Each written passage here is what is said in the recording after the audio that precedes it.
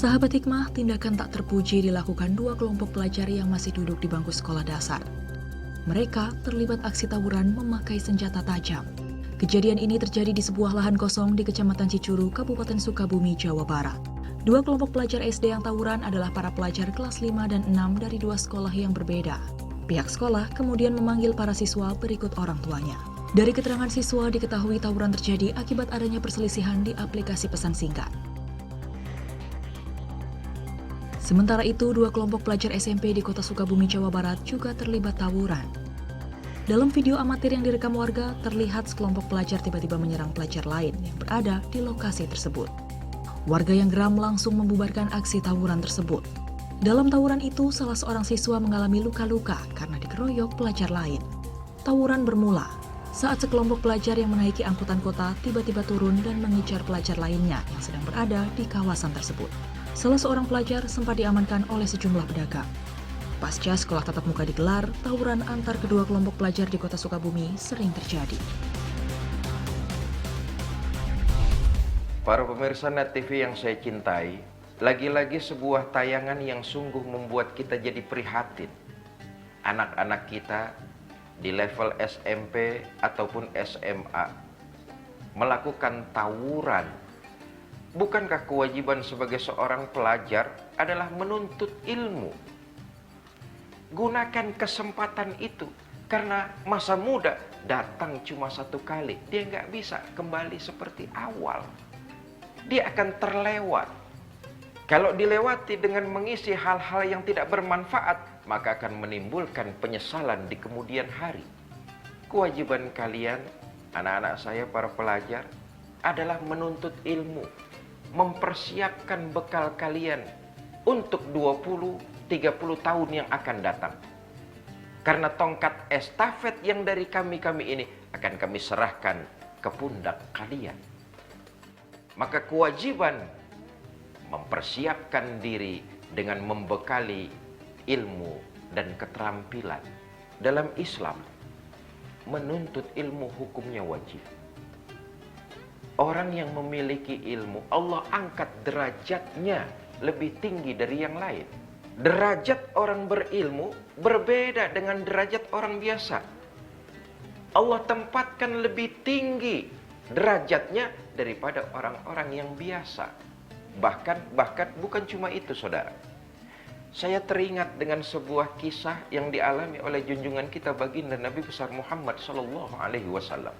Satu hari ketika baginda Nabi akan masuk ke dalam masjid, tiba-tiba dari dalam masjid berhamburan iblis laknatullah alaih lari terbirit-birit dari dalam masjid. Sama baginda Nabi dipanggil, "Hei iblis, kenapa kamu lari terbirit-birit dari dalam?" Iblis menjawab, "Ya Rasulullah, saya tadi ke dalam masjid mau godain orang yang lagi sholat. Saya lihat di pojokan ada orang yang lagi tidur. Saya takut setengah mati sama orang yang lagi tidur itu." Nabi senyum. Kata Nabi, "Kamu ini aneh iblis.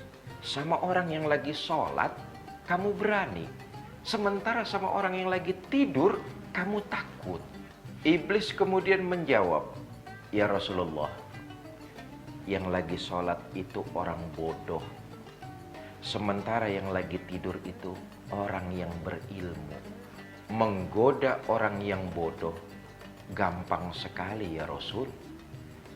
Saya bisikan di hatinya rasa was-was terhadap sholat, sholatnya pasti batal. Cuma persoalannya ya Rasul, kalau yang sholat itu batal, lalu yang tidur ini bangun, orang alim yang sedang tidur ini bangun, dia akan ngajarin tata cara sholat yang benar. Bagaimana cara sholat yang khusyuk. Dan sejak itu saya tidak akan bisa mengganggu orang tersebut lagi. Biarlah saya yang ngalah malam ini, besok akan saya ganggu terus-terusan orang tersebut. Yang penting orang yang alim tidak mengajarkan ilmu kepada orang yang sedang sholat." Dapat kita tarik kesimpulan, iblis laknatullah alaih akan kewalahan dalam menggoda orang yang berilmu. Begitulah sebaliknya. Derajat dan posisinya Allah tinggikan. Tentu tidaklah sama antara orang yang berpengetahuan, orang yang berilmu, orang yang alim, dengan orang yang biasa-biasa saja. Karenanya, ini kewajiban anak-anak kita. Kalian yang masih duduk di bangku SMP, SMA misalnya, kewajiban kalian untuk mencari ilmu sebanyak-banyaknya. Saya melihat ini bukan cuma sekedar kewajiban anak-anak kita yang masih duduk di SMP atau di SMA. Ini semua kewajiban kita umat Islam untuk terus membekali diri kita dengan berbagai macam ilmu pengetahuan. Tetapi saya lebih khususkan kepada anak-anak saya di tingkat SMP dan SMA. Sebab masa muda itu tidak akan pernah datang lagi. Ketika masa muda itu kalian sia-siakan, tidak menuntut ilmu sebanyak-banyaknya, kalian akan tergilas oleh roda zaman. Apalagi tantangan yang nanti akan kalian hadapi 20-30 tahun ke depan.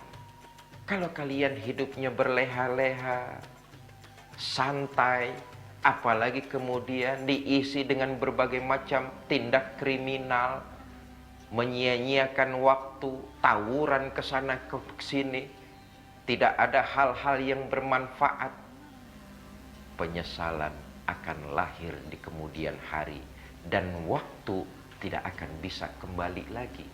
Karena itu, persiapkan diri kalian dengan berbagai macam ilmu pengetahuan dan berbagai macam keterampilan yang akan menunjang kalian untuk menjawab tantangan di masa-masa yang akan datang. Kalian para remaja, janganlah berpikir kalian bagian dari masyarakat lingkungan kalian saja. Jangan berpikir kalian bagian dari masyarakat provinsi kalian saja. Atau janganlah kalian berpikir kalian masyarakat dari sebuah bangsa yang bernama Indonesia.